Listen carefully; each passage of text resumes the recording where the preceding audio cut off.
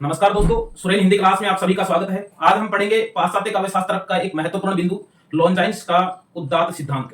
लॉन्जाइन्स का उदात्त सिद्धांत जो है वो हम पढ़ेंगे। यूजीसी नेट जेआरएफ के पाठ्यक्रम में है, आरपीएससी फर्स्ट ग्रेड के पाठ्यक्रम में है, असिस्टेंट प्रोफेसर के पाठ्यक्रम में है। लॉन्जाइन्स का उदात्त सिद्धांत या काव्य में उदात्त तत्व है। लॉन्जाइन्स लॉन्जाइनस का उदात्त सिद्धांत।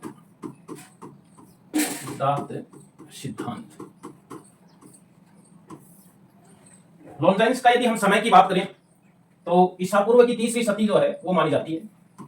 ईसा पूर्व की तीसरी शती, तीसरी शताब्दी मानी जाती है। ये इनका समय है। कुछ किताबों में पहली शती मानी जाती है, कुछ में दूसरी है, लेकिन तीसरी शती इनका माना जाता है। दूसरी से तीसरी शताब्दी भी हम कह सकते हैं ईसा पूर्व की। लॉन्जाइनस जो है वो यूनान के थे। इनका यूनानी नाम की यदि हम बात करें तो लॉन्गिनुस इनका यूनानी नाम मिलता है। लॉन्गिनुस इनका यूनानी नाम मिलता है। अब देखिए, लॉन्गिनुस से लॉन्जाइनस अंग्रेजी नाम जो है वो हो गया। और इनका जो ग्रंथ है वो पेरी इप्सुस ग्रंथ का नाम है। और यदि इनके ग्रंथ के नाम की बात करें तो पेरी इप्सुस जो नाम है वो भी मिलता है। पेरी इप्सुस नाम भी मिलता है, लेकिन पेरी इप्सुस पर्सन जब आया हुआ है तो पेरी इप्सुस नाम जो है वो ज्यादातर परीक्षाओं में हमें देखने को मिला है। पेरी इप्सुस का अंग्रेजी नाम की यदि हम बात करें तो ऑन द सबलाइम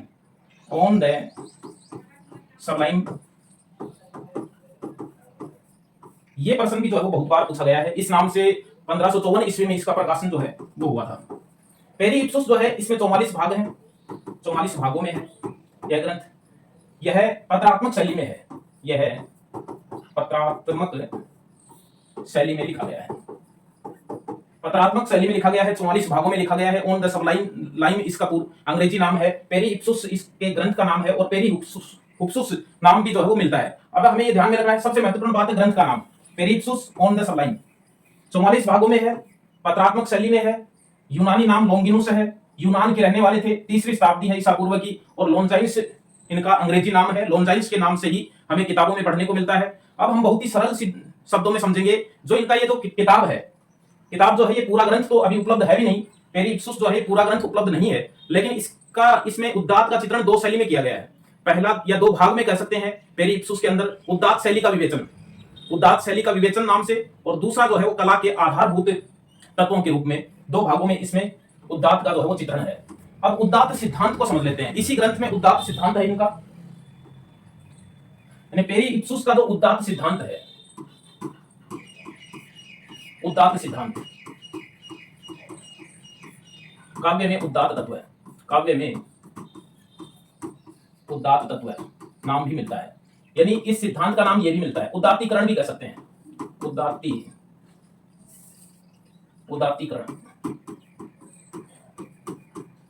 या काव्य में उदात्तीकरण।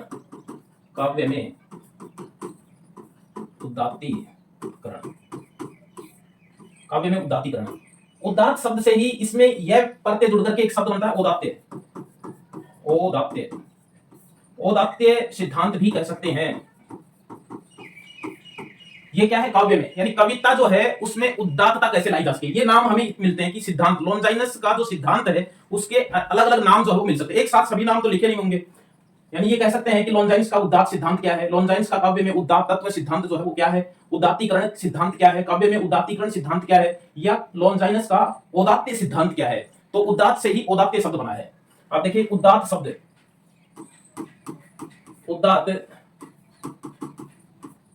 शब्द क्या है। अब हमें समझना है कि उदात्त से क्या मतलब है। उदात्त का मतलब है श्रेष्ठ, सबसे मतलब है ऊंचा, उच्चता, महानता। किसमें? काव्य में। यानी लॉन्जाइन्स जिस समय था, ऐसा माना जाता है कि लॉन्जाइन्स के समय समाज के अंदर जो काव्य था, कला थी, उसमें नवीनता और चमत्कार का प्रयोग बहुतायत मात्रा में होने लगा था। यानी लॉन्जाइन्स के समय उसके समाज के लोग, यानी उस समय के लोग जो है वो काव्य या कला के अंदर नवीनता या चमत्कार का प्रदर्शन बढ़ा चढ़ाकर करने लग गए थे। उसके विरोध में इन्होंने काव्य में उदात्त सिद्धांत को प्रतिपादित किया। काव्य में उदात्त सिद्धांत को प्रतिपादित किया। उदात्त का मतलब है श्रेष्ठ। काव्य को श्रेष्ठ कैसे बनाया जा सके, काव्य में उच्चता प्रदान कैसे की जा सके, काव्य या कविता को महान कैसे बनाया जा सके, उसके लिए इन्होंने कुछ तत्व का निर्माण किया। अब हमें समझना यह है कि उन्होंने जो तत्व दिए हैं काव्य में, उदात्त तत्व, इनको कौन से तत्व बताए हैं जो कि जिससे काव्य में श्रेष्ठ आ सके, उच्चता आ सके, महानता आ सके, यानी वो एक ऊंचे स्तर का काव्य जो है वो बन सके, कला जो है वो बन सके। तो ये हमें समझना है कि उदात्त से श्रेष्ठ, उच्चता, महानता काव्य में कैसे आ सकती है, ये हमें इसमें समझना है। अब देखिए हमें समझना है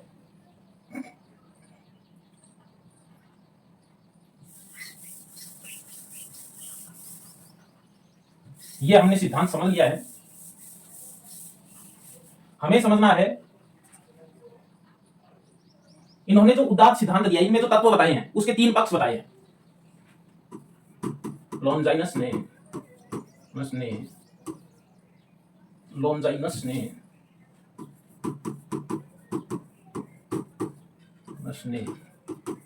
उदात्त के 3 पक्ष बताए हैं। 3 पक्ष बताए हैं। नंबर 1 अंतरंग पक्ष, बहिरंग पक्ष, और तीसरा है विरोधी तत्व।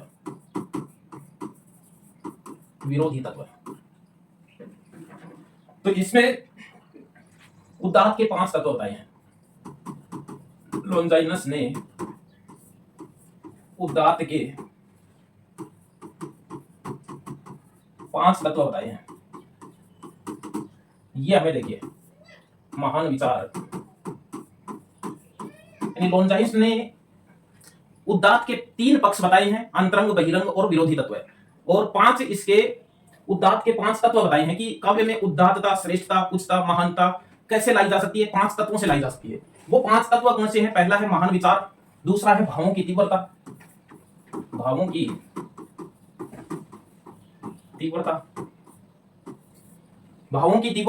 या फिर भावों का उदात्त चित्रण भी कह सकते हैं। भावों का उदात्त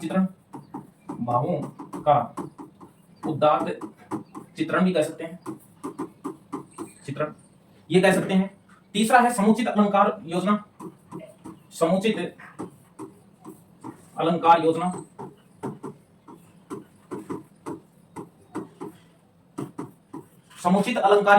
और चौथा है उत्कृष्ट भाषा,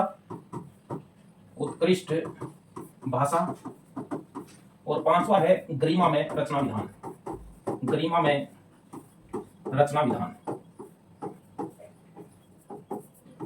इनका हमें ध्यान में रखना है। ये 5 तत्व बताए, पहला है विचार से संबंधित, दूसरा है भाव से संबंधित, तीसरा अलंकार, चौथा भाषा, और तीसरा है रचना से, रचना, संरचना, बनावट, यानी हम किसी वाक्य की बनावट करते हैं या कविता की बनावट कर रहे हैं तो वो गरिमा में होना चाहिए।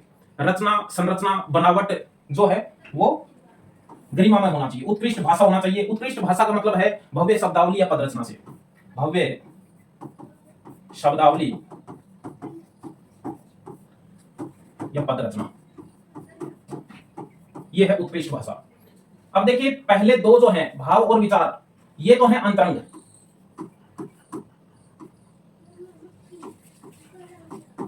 ये तो अंतरंग है, और तीसरा, चौथा और 5वां ये है बहिरंग, ये बहिरंग पक्ष है, तीसरा, चौथा और 5वां बहिरंग पक्ष है। और जो तीसरा जो पक्ष है विरोधी तत्व है, तो इन्होंने विरोधी तत्व बताए हैं 3। पहला है बालेयता, दूसरा है वागाडंबर, और तीसरा है भावाडंबर।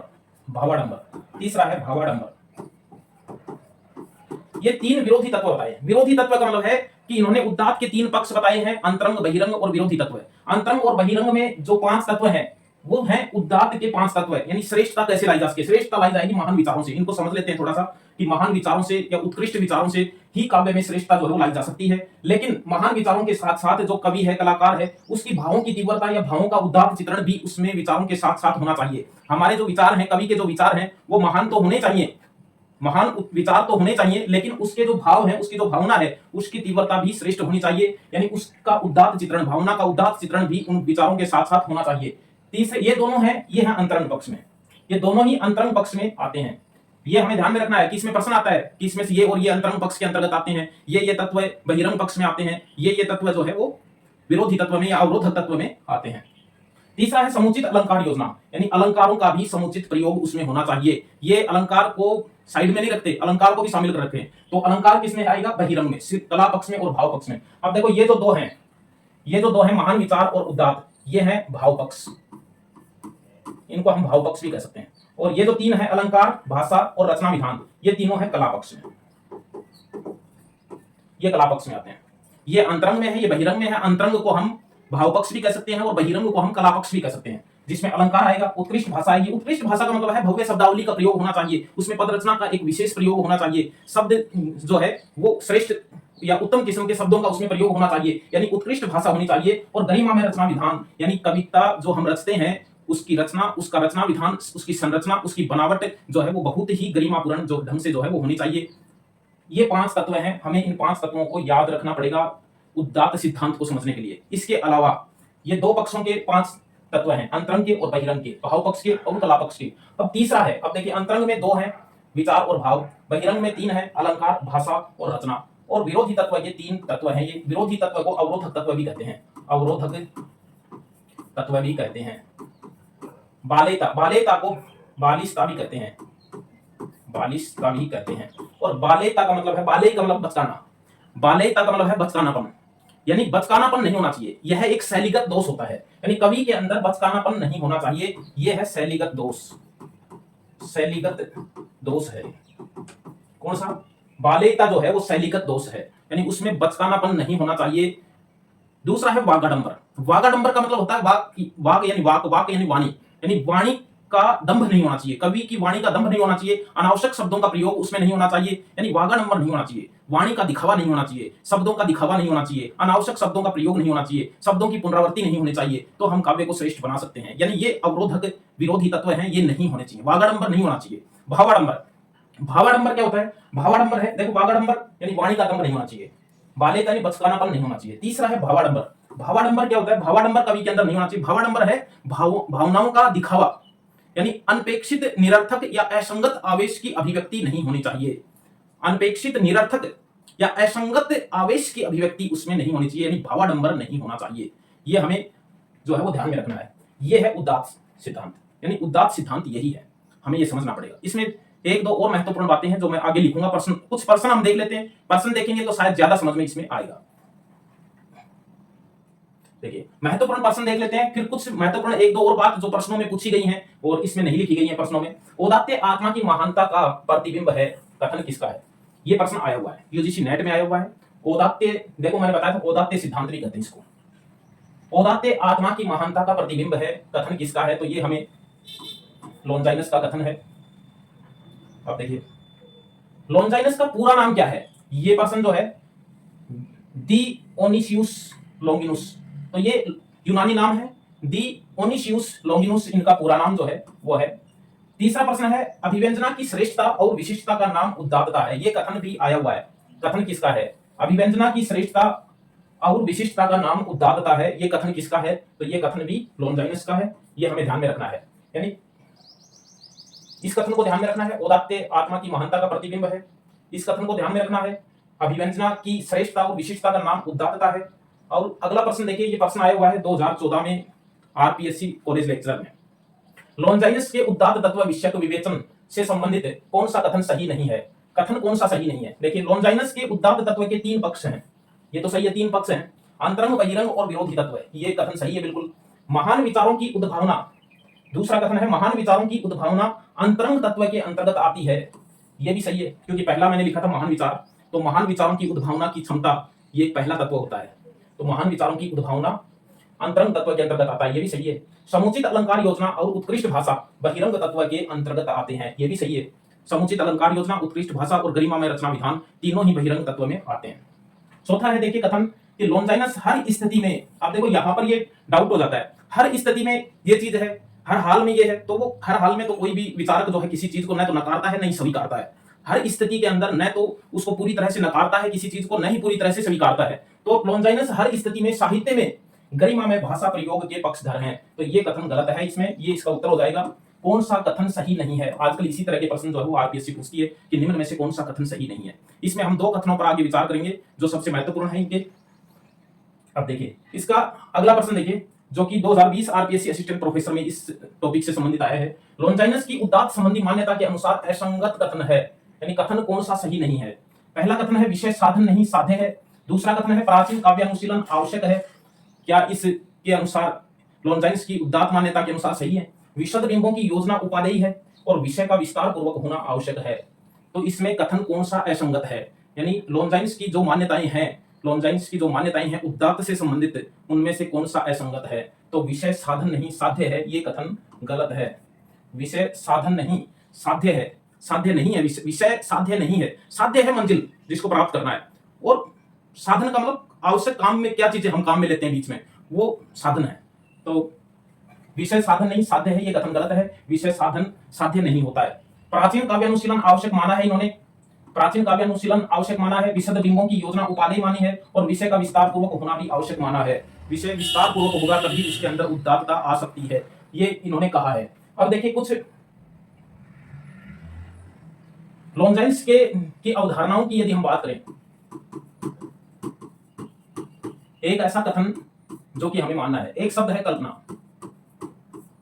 कल्पना देखकर हमें कोलरिज को ही दिमाग में नहीं लाना है, कल्पना को इन्होंने भी आवश्यक माना है, ये ध्यान में रखना है। ये लाइन आ सकती है और परीक्षा में आई हुई है कि काव्य के लिए कल्पना को आवश्यक माना है लॉन्जाइनस ने।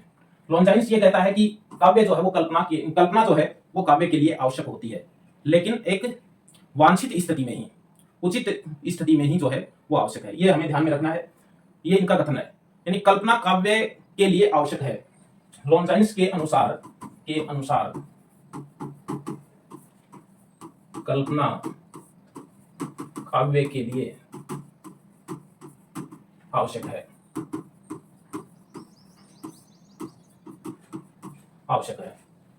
लेकिन वांछनीय स्थिति में।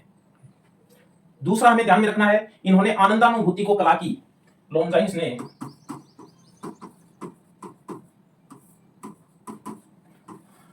आनंदानुभूति को कला की मूल शक्ति माना है, प्लेटो की तरह उपयोगितावाद को नहीं। प्लेटो की तरह, ये ध्यान में रखना है, प्लेटो की तरह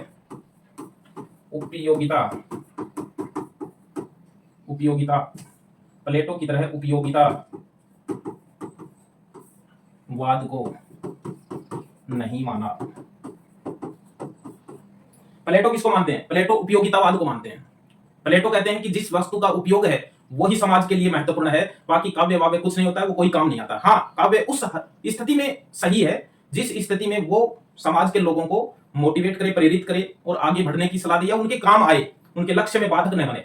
तो प्लेटो कहते हैं कि उपयोगितावाद कला की मूल शक्ति है, लेकिन लॉन्जाइनस कहते हैं आनंदानुभूति को कला की मूल शक्ति जो है, या काव्य की मूल शक्ति आनंदानुभूति को मानते हैं। सार्वकालिक आनंद दे वही उदात्त है।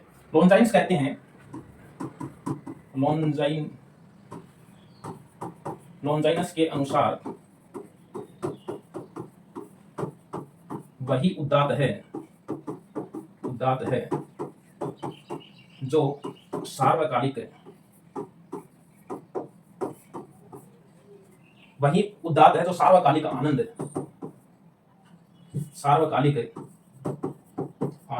प्रदान करे। ये हमें ध्यान में रखना है। यानी लॉन्जाइनस ने कल्पना को काव्य के लिए आवश्यक माना है, लॉन्जाइनस ने आनंदानुभूति को कला की महत्वपूर्ण शक्ति माना है, कला की शक्ति माना है, मूल शक्ति माना है, और लॉन्जाइनस ने उदात्त वह है जो सार्वकालिक आनंद प्रदान करे। ये हमें ध्यान में रखना है।